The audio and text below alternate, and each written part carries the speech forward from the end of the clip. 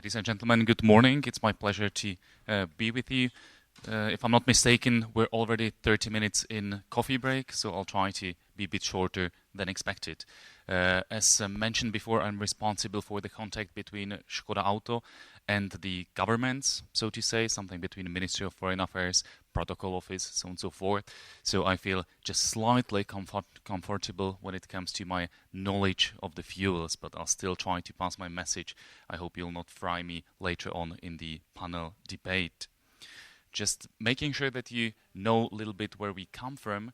Škoda Auto is one of the three oldest car producers still functioning, still operating in the whole of the world, starting 121 years ago. It's a part of the Volkswagen Group.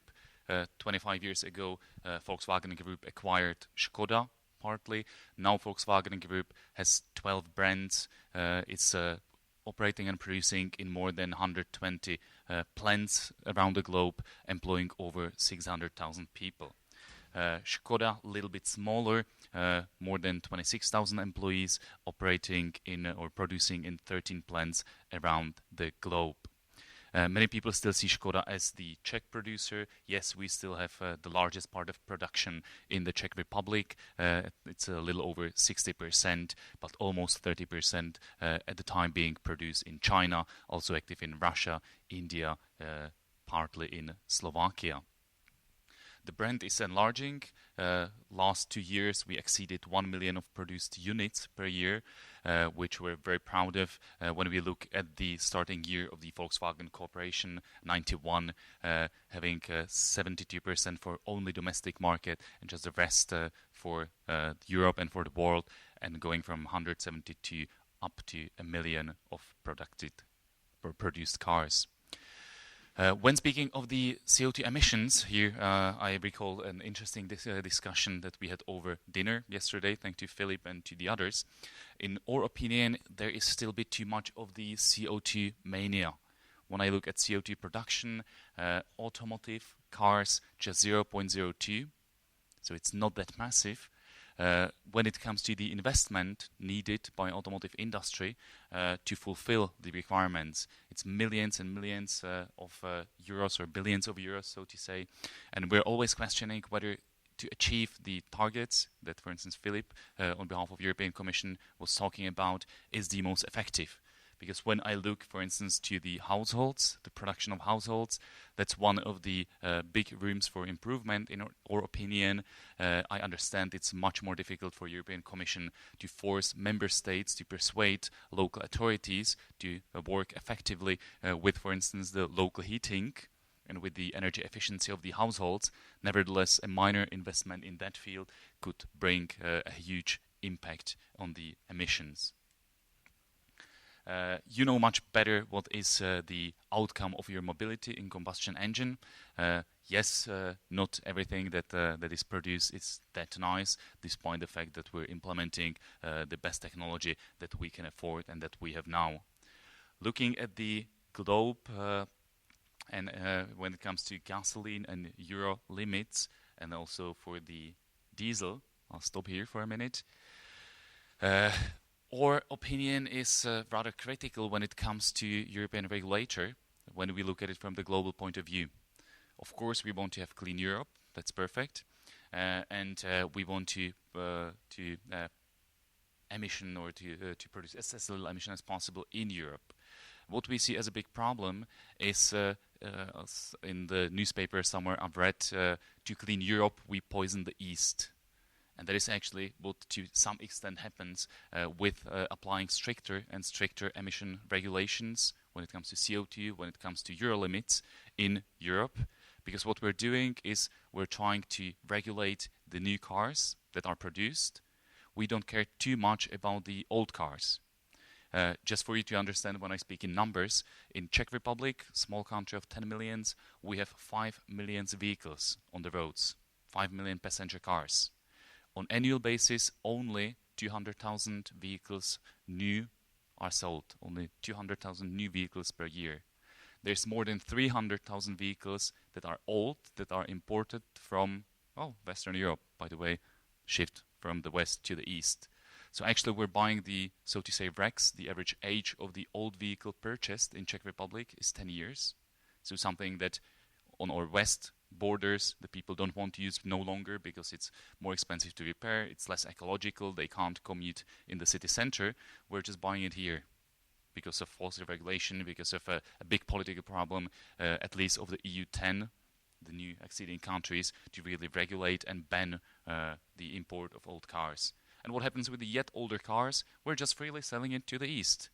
So we will have at certain point a cleaner Europe, but we will just shift the emissions to the east. So on the global scale, that might not be that effective, in our opinion. So our big call towards the Commission or towards the regulators, towards the decision makers is, of course, we need to implement new technologies. We're trying our best, but at the same time, you politicians and decision makers have to have the political courage to also solve the old cars, the problem of the old cars.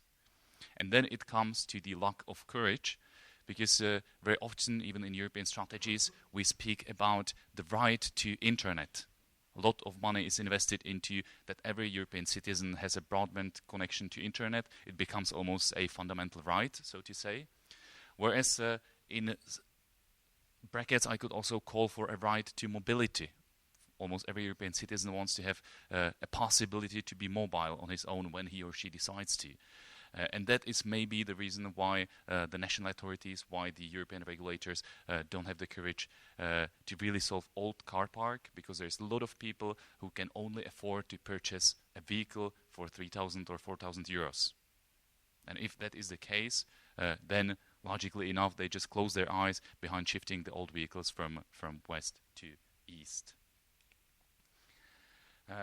When speaking of the limits on emissions, be it CO2, be it Euro limits, what we need the most is predictability. Because in automotive world, you know it as well as I do, it really takes some time to achieve a new technology, to implement new technology, and also to sell it at a decent price, which is affordable to the customer at the end. So there's an overview of the ongoing discussions of the valid regulation when it comes to CO2, when it comes to implementation of the Euro 6 limits for the EU 28. And there's also a discussion about changing the procedure, WLTP, which is a very good idea. To describe it in very brief, it's a methodology which should be more reflecting the real emissions of the car. Ever since the beginning, automotive industry says, yes, please go for it. We fulfill the current NEDC, and we know, as well as the customers, that when you drive your car, it's a bit difficult to get the same consumption / same emissions as written in the papers. Why? Because NEDC is very far from the real driving conditions. So the idea for WLTP is positive. Yes, we support it.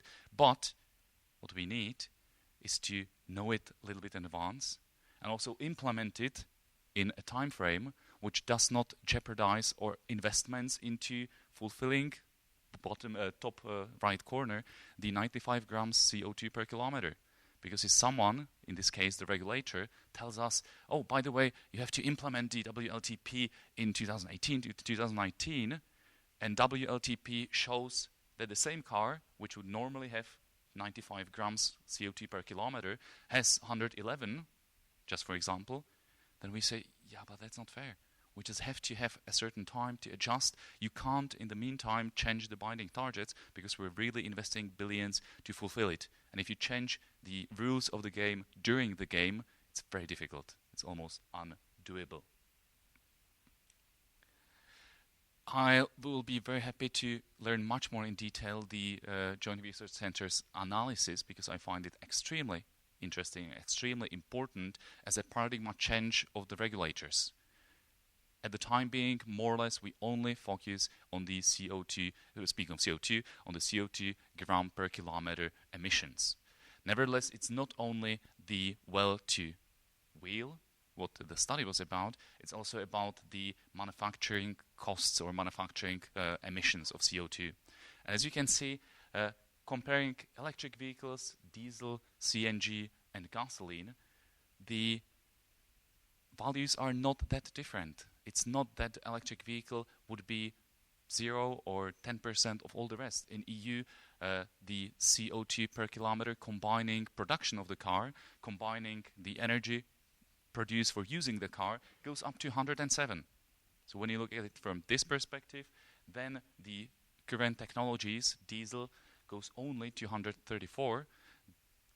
CNG only 140, could be even lower when you look at the better CO2 emissions in Norway for natural gas. Gasoline 169. So there is a difference, but the difference is not that significant. Also to bear in mind, the production is very difficult. I don't know if you have ever had a chance to see a production facility of an automotive company in Mladá Boleslav in Czech Republic. It's a beautiful example where we're producing more or less everything from a piece of metal into a final assembled car. So everything, the engine, the transmission, all the parts, everything is produced in one spot. And despite the fact that we have our own ecological strategies and we committed ourselves just on our own voluntarily to decrease emissions of more or less everything by 20-25%, to decrease the water consumption by 25%, to be more energy efficient by 25%, still there is a certain burden. And surprisingly enough, to produce electric vehicle, it's much more CO2 costly at the time being than to produce a conventional car. And that is also to bear in mind. I always laugh at people, or smile, not laugh, I smile when people say, oh, I just bought my Prius to be more ecological. And then I go like, have you ever checked or go on Google what is the CO2 footprint of producing Toyota Prius? Parts of the car have been traveling 3 times around the globe before you start a car and feel that you're driving in an ecologic manner. So we have to think a little bit out of the box. It's not only about the emissions once you drive, it's the whole life cycle of the car. Now I'll make a short remark about the technology of today. We believe that for the time being, for the next few years, before electromobility becomes a yet bigger and cheaper topic, CNG is a very good alternative.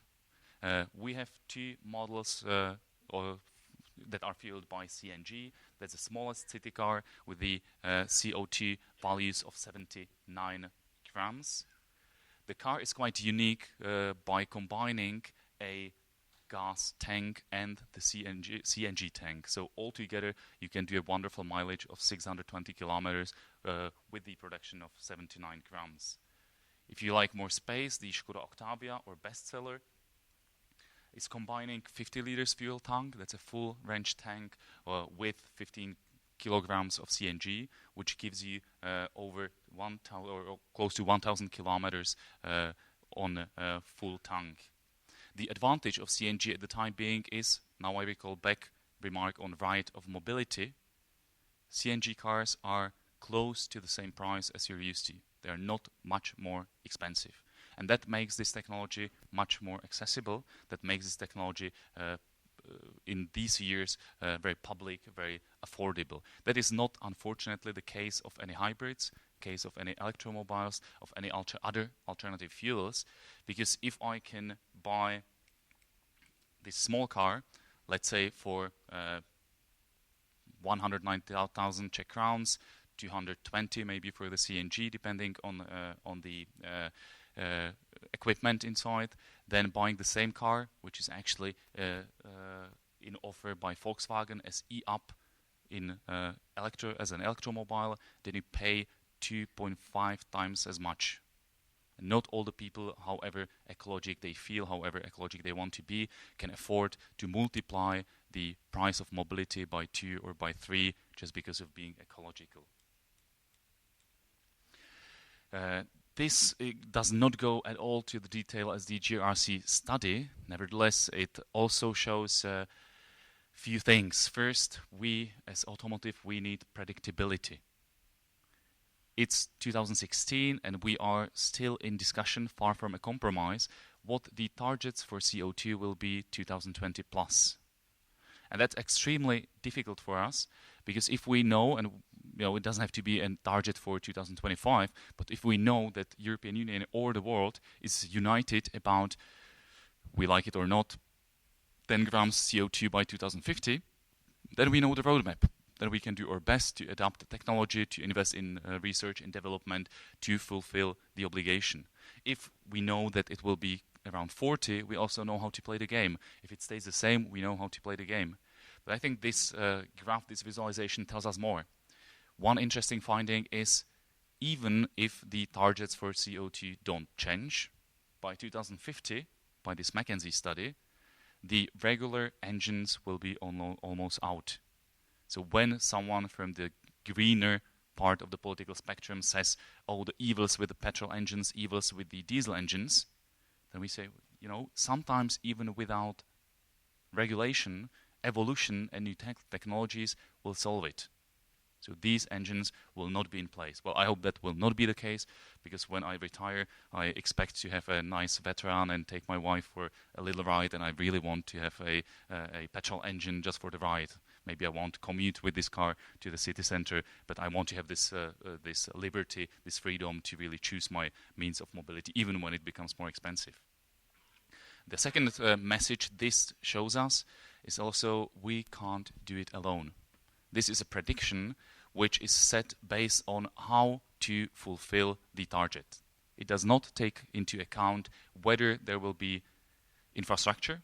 That means whether if we manage to produce the cars with this fuels or with this alternative fuels, whether these cars will be possible to operate in Europe, whether there will be enough charging stations, so on and so forth. It also does not take into account the right to mobility.